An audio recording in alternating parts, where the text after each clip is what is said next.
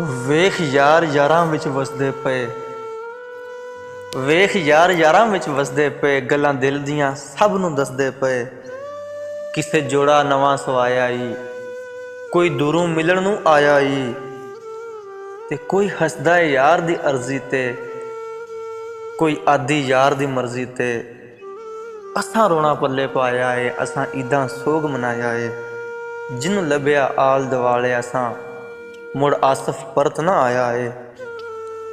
ਤੇ ਸਭ ਖੁਸ਼ੀਆਂ ਚੁੱਲ੍ਹੇ ਪਾ ਗਿਆ ਏ, ਸਾਨੂੰ ਜਿਉਂਦੇ ਜੀ ਦਫਨਾ ਗਿਆ ਏ। ਵਾਅਦਾ ਕਰਕੇ ਈਦ ਮਨਾਵਣ ਦਾ ਸਾਡਾ ਮਾਹੀ ਮੁੱਖ ਪਰਤਾ ਗਿਆ ਏ।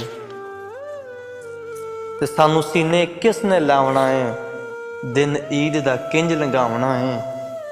ਜਿਹੜਾ ਨਵਾਂ ਸਵਾ ਕੇ ਰੱਖਿਆ ਏ, ਉਹ ਜੋੜਾ ਕਿਸ ਲਈ ਪਾਵਣਾ ਏ। ਤੇ ਮਾਲੀ ਟੁਰ ਗਿਆ ਬਾਗ ਬੇਵਸ ਕਰਕੇ, ਅਜੇ ਵਕਤ ਹੈ ਫੁੱਲਾਂ ਦੇ ਖਿੜਨੇ ਦਾ। ਸਾਨੂੰ ਸਜਣਾ ਉਦੋਂ ਛੱਡਿਆ ਈ, ਜਦੋਂ ਵਕਤ ਸੀ ਈਦਾਂ ਮਿਲਣੇ ਦਾ।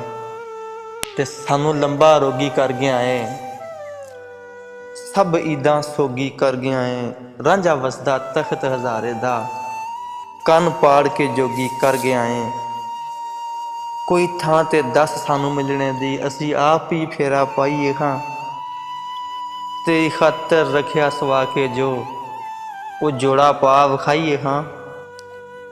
ਤੇਰੇ ਮਗਰੋਂ ਜੱਗ ਨੇ ਕੀ ਵਰਤੀ, ਉਹ ਦੁੱਖੜੇ ਖੋਲ ਸੁਣਾਈਏ ਹਾਂ। ਹੁਣ ਆਸਫ ਆਜਾ ਮਿਲਣਿਆਂ ਨੂੰ, ਕਦੀ ਅਸੀਂ ਵੀ ਈਦ ਮਨਾਈਏ ਹਾਂ, ਕਦੀ ਅਸੀਂ ਵੀ ਈਦ ਮਨਾਈਏ ਹਾਂ।